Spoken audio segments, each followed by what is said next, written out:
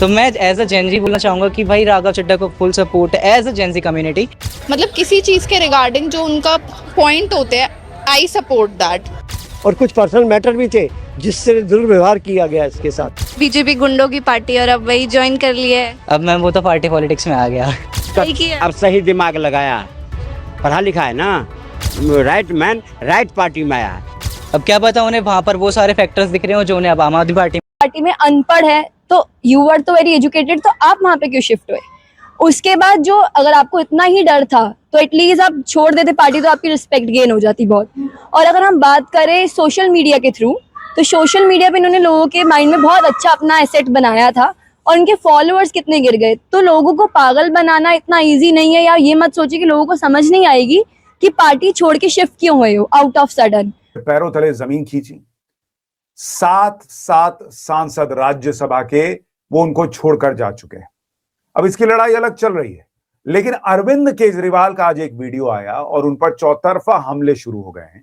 BJP तो उन्हें घेर ही रही थी, अब वो कांग्रेस पार्टी भी, जो कभी इंडिया अलायंस के पार्ट हुआ करते थे अरविंद केजरीवाल, वो कांग्रेस पार्टी जो अरविंद केजरीवाल के लिए रामलीला मैदान में कार्यक्रम करती थी कि भाई बाप रे बाप उनको कैसे गिरफ्तार कर लिया, बड़ा गलत हो गया, वो कांग्रेस पार्टी भी केजरीवाल के पीछे हाथ धोकर पड़ गई।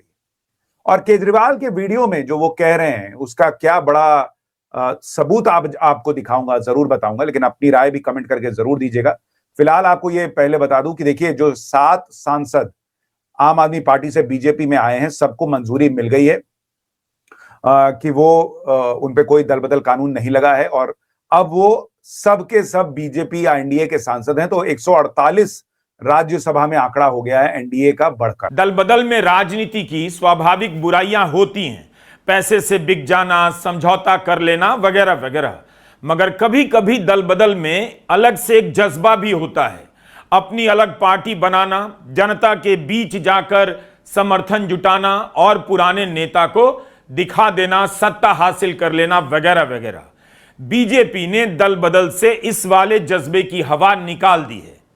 पार्टी में ऐसा कोई भी क्रांतिकारी या बागी शामिल नहीं किया जाता, बल्कि शामिल किया जाने वाला बगावत के हर जज्बे से माइनस लगता है। वह बागी नहीं दरबारी लगता है, जो इशारे के बाद उस पार्टी से कुर्सी लेकर बीजेपी में आ जाता है। सच्चाई को प्रमाण देने के लिए राघव चड्ढा इस बात का इस्तेमाल कर रहे हैं एक वीडियो बनाकर कि चलिए एक आदमी गलत हो सकता है, 2 आदमी गलत हो सकता है, पूरे 7 लोग कैसे गलत हो सकते हैं? एक आदमी गलत हो सकता है, 2 आदमी गलत हो सकते हैं, लेकिन 7 लोग गलत नहीं हो सकते। भाई सबसे पहली बात तो वो 7 लोग है कौन, उस पर बहुत डिपेंड करता है।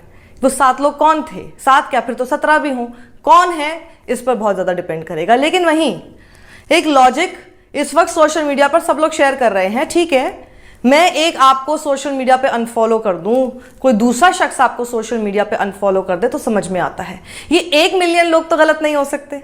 आपको पता ही है कि किस तरह से उनको इंस्टाग्राम पर जाकर, जहां पर सबसे ज्यादा अपना पीआर, अपना पूरा प्रचार वो कर रहे थे, चाय समोसा इस पर डिस्कशन कर करके, तो वहीं पर इनकी फॉलोअर्स की लिस्ट कम होती जा रही है, लोग इन्हें अनफॉलो किए जा रहे हैं। और कई सारे वीडियोस भी ऐसे वायरल हो रहे हैं जहां पर लोग साथ साथ दिखा रहे हैं कि देखिए कैसे हमने अनफॉलो कर दिया।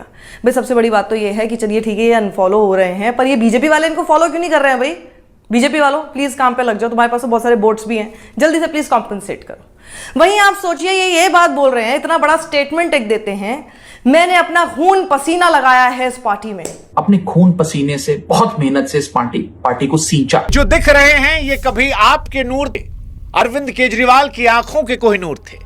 इनमें कोई आपका चाणक्य बनकर सियासी चाल चल रहा था, तो कोई धन्ना सेठ बनकर पार्टी की सांस चला रहा था। किसी को केजरीवाल का अगला वारिस कहा जा रहा था, कोई रास का सबसे गहरा ताला था। किसी के पास इतना डेटा था कि उसने पंजाब जिता दिया था, तो कोई केजरीवाल के साथ कदम ताल करते हुए आंदोलन से पार्टी और पार्टी से राज्यसभा पहुंच चुका था। लेकिन आज यही चेहरे सियासत के दरबार में पाला बदल चुके हैं। हैरानी कुछ को है कि ये चले गए, कुछ इस बात से हैरान है कितनी देर तक कैसे टिक गए, कुछ इस बात को लेकर सवाल उठा रहे हैं कि जो लोग सिस्टम को जड़ से उखाड़ फेंकने निकले थे, बीजेपी एक गुंडों की पार्टी है, वो सिस्टम के गोद में बैठकर सत्ता का सुख कैसे भोग रहे हैं। ये कहानी दरअसल आम आदमी के खास आदमी और खास आदमी से विभीषण और कुछ की नजरों में गद्दार बनने की है। लेकिन अगर आप ये सोच रहे हैं कि ये कहानी एक तरफा है, तो गुरु ये सबसे बड़ा धोखा है और यही सबसे बड़ा एजेंडा है, क्योंकि ये सिर्फ पार्टी के टूटने की कहानी नहीं है, ये एक विचार की लाश है, एक आंदोलन की खुली हत्या है। क्योंकि इस कहानी में एक तरफ एक जौहरी है, अरविंद केजरीवाल, जिसने दावा किया था कि अन्ना आंदोलन की मिट्टी से वो तमाम हीरे तराश रहा है, चुन चुन के ऐसे नायाब लोगों को ला रहा है जो देश के लिए कुछ भी कर गुजर सकते हैं, वो भी कह रहे थे। दूसरी तरफ वही हीरे जिन्हें कभी केजरीवाल ने तराशा था, राज्यसभा भेजा था, जो उनके साथी थे, जो उनके साथ संघर्षों में दिन रात खड़े थे, आज वो हीरे केजरीवाल के पांव में चुभ रहे हैं। भारत के सबसे वायरल राज्यसभा एमपी हैं। इनकी हर स्पीच इंस्टाग्राम और ट्विटर पे ट्रेंड करती है। हर क्लिप पे मिलियंस में व्यूज आते हैं। एयरपोर्ट पे चाय महंगी है, 10 मिनट में डिलीवरी बंद होनी चाहिए, एयरलाइन प्राइसेस कैसे बढ़ा रहे हैं, गिग वर्कर्स की कौन सुन रहा है। जिस तरह से ये हर स्पीच की रील कटवाते हैं, लोग इनको भारत का जोरान ममदानी बोलने लगे। सोशल मीडिया पे तो लोग ये भी बोल रहे हैं कि अगले भारत के प्राइम मिनिस्टर होने चाहिए। लेकिन क्या ये सब ऑर्गेनिक प्यार है या फिर ये एक वेल कैलकुलेटेड पीआर स्ट्रेटजी है? आज थोड़ा इसको डिटेल में समझते हैं। क्या वो सच में कॉमन मैन के इश्यूज उठा रहे हैं? क्या उनकी स्पीचेस से एक्चुअली कुछ बदला है? और इन सब के बाद पूरी आम आदमी पार्टी राघव पे लोटा पानी लेके चढ़ क्यों गई है? राघव जी, आप बीजेपी से इतना डरते क्यों? आप जानबूझकर ऐसे मुद्दे उठाते थे जो जनतंत्र से बड़ा नहीं है। वो सवाल तो बीजेपी को सूट करता है। पंजाब का मुद्दा होता है, उस वक्त आप खामोश रहते हो, नहीं बोलते हो। आप मानते हैं कि वो कॉम्प्रोमाइज है? हाँ जी। कहाँ से चले थे और कहां आ गए? क्यों ये सारे के सारे अरविंद के सिपाही नाराज है Raghav Chadha? My favourite video, और इस वीडियो को देख के तुम्हें समझ आएगा कि मैं एक्चुअल में ऐसा बोल भी क्यों रहा हूं। प्रणीति चोपड़ा से शादी करने के बाद राघव चड्ढा ने एटलीस्ट मार्केटिंग को तो पूरा क्रैक कर लिया, एंड उनकी ग्रोथ देखते हुए डिप्टी लीडर की पोजीशन से आम आदमी पार्टी ने राघव चड्ढा को हटा दिया। मेरी खामोशी को मेरी हार मत समझ लेना। 14 अप्रैल को क्या हुआ था दोस्तों, याद कीजिएगा। उससे पहले अशोक मित्तल को डेप्यूटी लीडर बनाया गया था। जी हां, वही अशोक मित्तल जो आज राघव चड्ढा के साथ बैठे हुए थे जब उन्होंने इस बात का ऐलान किया था कि हम भाजपा में शामिल हो रहे हैं। अशोक मित्तल जुड़े हुए हैं लवली यूनिवर्सिटी के साथ। उन पर ईडी रेड मारती है 14 अप्रैल को, और आज जबकि उन्हें डेप्यूटी लीडर बनाया गया था, वो राघव चड्ढा के साथ बैठते हैं और भाजपा में शामिल हो जाते हैं। इनमें से राघव चड्ढा आज पत्रकारों के सामने कहते हैं कि मैं अरविंद केजरीवाल और आम आदमी पार्टी के गुनाहों में शामिल नहीं होना चाहता था, इसलिए पिछले 1-2 सालों से पार्टी पर जो भी संकट आ रहा था मैंने कुछ नहीं कहा।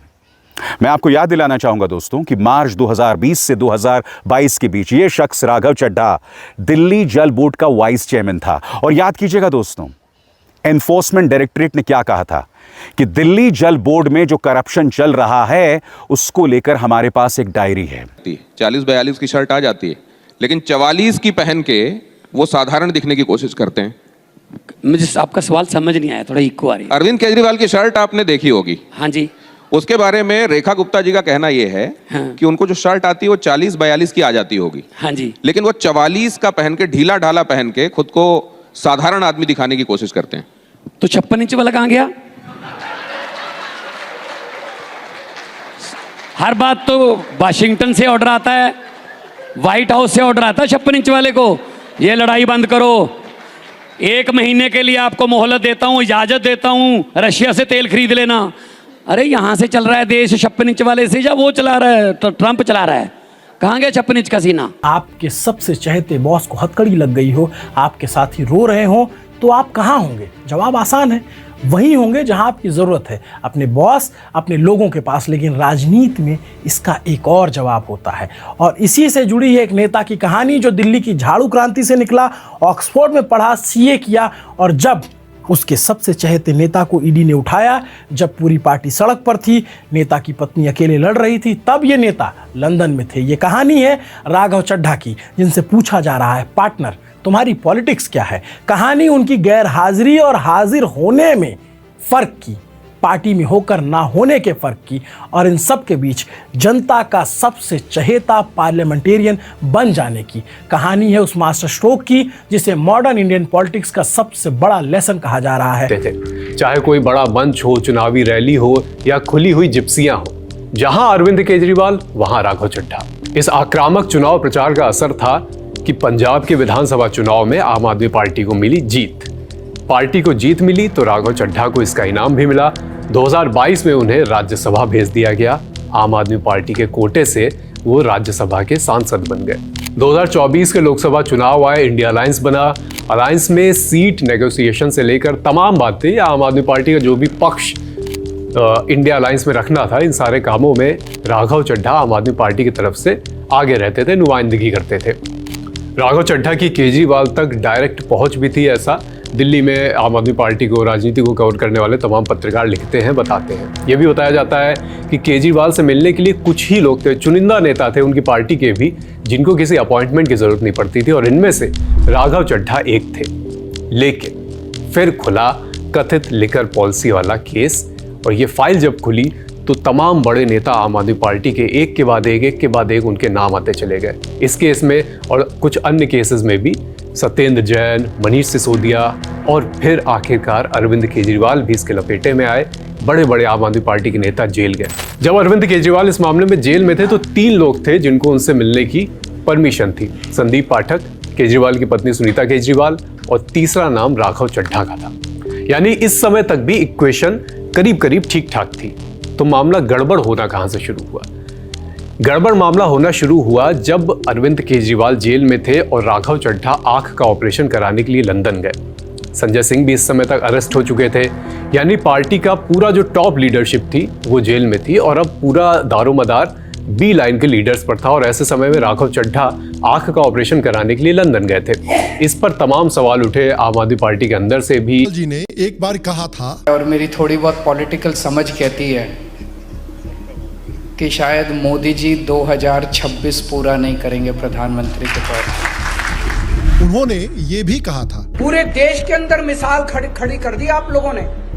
पूरे देश में लोग कह रहे हैं कि दूसरी पार्टी वाले तो यूं टूट जाते हैं। कई लोग तो ऐसे हैं, कई जगह से खबर आ रही है कि फलानी पार्टी के चुनाव के पहले ही छोड़ के उधर चले गए।